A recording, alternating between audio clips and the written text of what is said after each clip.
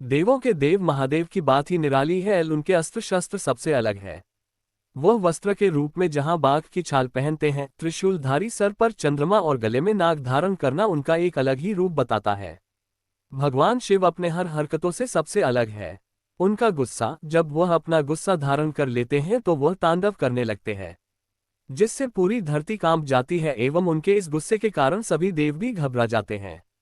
एवं उनकी तीसरी आंख काल को बदल देती है। जब किसी का काल आता है तो महादेव अपनी तीसरी आंख खोलते हैं, जिससे पूरी धरती की काया पलट हो सकती है। महादेव के गले में लिपटे रहने वाले नाग, नागों के राजा नागराज वासुकी है। वासुकी ऋषि कश्यप के दूसरे पुत्र थे। दक्ष प्रजापति की दो पुत्रियां थी, वनिता एवं करदू। प्रजापति ने अपने दोनों पुत्रियों का विवाह ऋषि कश्यप से किया। विवाह के कुछ दिन बाद ऋषि कश्यप ने अपने दोनों पत्नियों की सेवा से खुश होकर उन्हें एक एक वरदान मांगने को कहा। कद्रू ने वरदान में 1000 पुत्रों को मांगा, जबकि वनिता ने सिर्फ 2 पुत्र मांगे और कहा कि मेरे दोनों पुत्र कद्रू के 1000 पुत्रों से बलशाली हो। कद्रू के वरदान के अनुसार उनके 1000 पुत्र हुए और उनके सबसे पहले पुत्र एवं सबसे बड़े पुत्र शेषनाग हुए। शेषनाग के 1000 हस्तक है, जिनका कोई अंत नहीं, इसलिए उन्हें अनंत भी कहा जाता है। यह माना जाता है कि धरती पर सभी जीव जंतुओं के समाप्त होने पर भी शेषनाग जीवित रहेंगे। ब्रह्मा जी के दिए गए वरदान के अनुसार उनके फन पर यह धरती टिकी हुई है।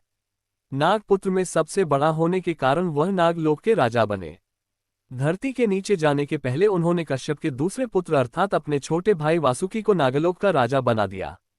वासुकी बड़े ही पराक्रमी और शक्तिशाली थे। नाग वासुकी ने ही यमुना के तूफान और बारिश से श्री कृष्ण एवं उनके पिता वासुदेव की रक्षा की थी, जब वह कंस से अपने प्राण बचाकर भाग रहे थे। नागराज वासुकी ने भगवान शिव की सेवा के लिए शेषनाग की त्राही एवं राजपाट का त्याग कर दिया था एवं अपने छोटे भाई तक्षक का राजतिलक कर दिया था। नागों ने ही सबसे पहले भगवान शिव के लिंग अर्थात शिवलिंग की पूजा की थी। नागों के नागराज वासुकी की भक्ति से प्रसन्न होकर भगवान शिव ने उन्हें एक वरदान मांगने को कहा। नागराज वासुकी ने भगवान शिव से उनके समीप रहकर सेवा करने की इच्छा जताई। इससे प्रसन्न होकर भगवान शिव ने उन्हें गले में धारण कर लिया। एक बार समुद्र मंथन के लिए वासुकी नाग को ही मेरु पर्वत के चारों ओर लपेटा गया था। मंथन के पश्चात वासुकी का पूरा शरीर लहूलुहान हो चुका था, लेकिन जब भगवान शिव को विष लेना पड़ा तो वासुकी एवं सभी नागों ने उनकी सहायता की। भगवान शिव ने नागराज वासुकी एवं सभी नागों की निस्वार्थ भक्ति देखकर उन्हें अपने गले में धारण कर लिया। भगवान शिव एवं पार्वती का विवाह हो रहा था। तब सभी देवी देवताओं ने उन्हें श्रृंगार के लिए कहा। देवगणों के आग्रह पर भगवान शिव ने अपने श्रृंगार की जिम्मेदारी नागों को सौंप दी। तभी वासुकी श्रृंगार के रूप में भगवान शिव के गले में लिपट गए। भगवान शिव ने वासुकी के आत्मसमर्पण को देखकर शादी के बाद भी उन्हें गले से नहीं उतारा। शिव एवं शिवलिंग को वासुकी नाग के बिना अधूरा माना जाता है। नागराज वासुकी ने कई समर्पण किए जिससे वह भगवान शिव की सेवा कर सके।